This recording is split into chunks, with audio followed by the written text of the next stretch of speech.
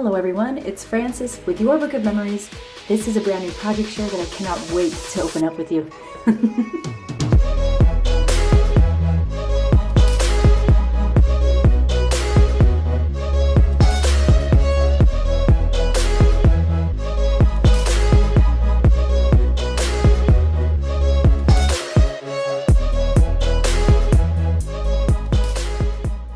Welcome back, friends. Thank you so much for joining me for this quick project share.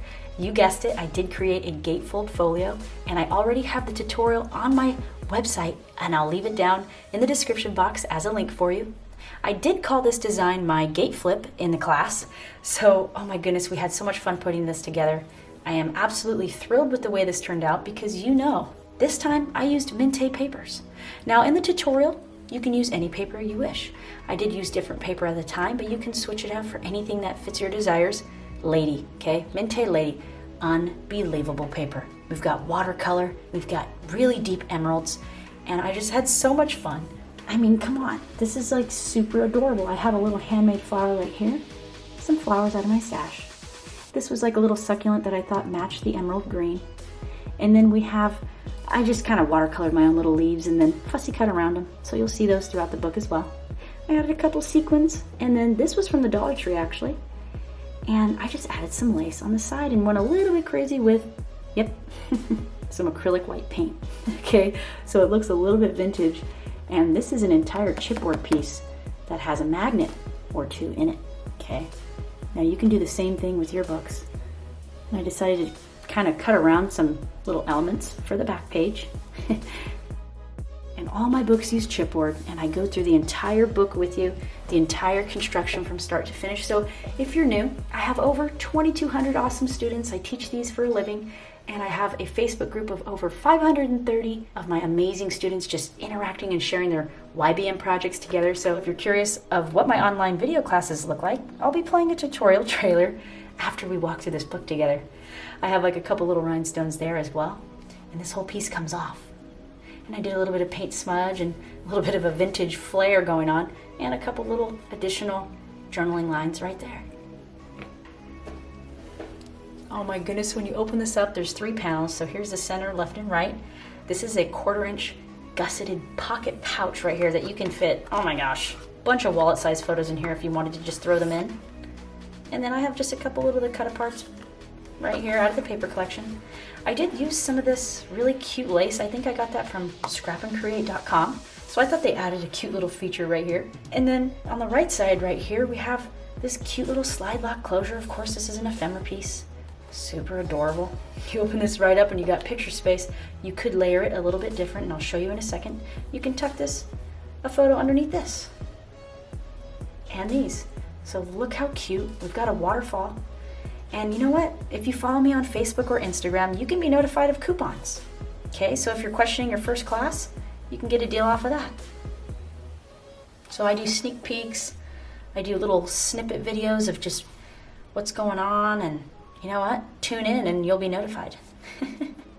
So you can close it this way if you didn't want your picture exposed. And then these just lock right over each other. Now right here on the center panel, we have a beautiful little acetate frame. I don't know if you can see that. I use indirect light, so you can't really see the shine and shimmer on there, but it's so pretty, along with this beautiful paper. And then you have a little photo spot right here. Got the emerald pretty paper in the back. Now this whole flap opens to the left and reveals some more little space in here. So a couple more little watercolor images I made, fussy cut around them, really super easy. This is out of the cut aparts page, and oh my goodness, throughout the tutorial, I'll show you how easy it is. You don't need any fancy tools, no dies. We just do this by hand, and it's so amazing. You can tuck a picture underneath there. And then look at these little doors. There's the pretty lady. She's a little shy. Layered up some pieces there. And then we have a couple tags that come out of this on-page pocket. I just watercolored these little images, and it's just so fun to add my own little twist to it. This whole thing opens up. Oh my goodness. Again, I actually got my Stampin' Up! Tab punch, and I watercolored and stamped right on that color so I can keep it consistent throughout the entire book. And oh my goodness, I couldn't believe how much the paint actually matched.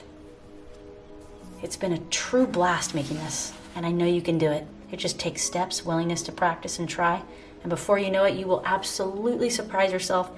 We've got, see my last one? I rotated these and the other doors open to the other direction, so look how customizable. You don't need to do it how I'm doing it.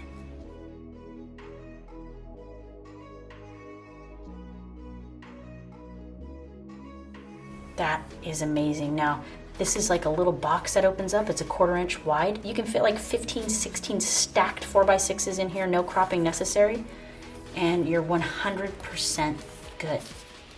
Okay, all you would do is just stack them in, tuck it in, make sure your pictures are falling this way, and tuck your little guy in there. And I have like a little ribbon tie closure. I show you how to put that on, and oh my goodness, this is how much fun it is to make these books. Please don't doubt yourself. This is something you can do. Thank you everyone so much for watching. I'll catch you in my next one. Bye. Hello my friend. I am so honored to be here with you today. Welcome to the Gateflip Folio tutorial and my Fiskars paper trimmer. Also along with that, I will be using my ATG gun. I also have an awesome pencil. And right here I have heavyweight Paper Studio, 8.5 by 11 solid black cardstock as well.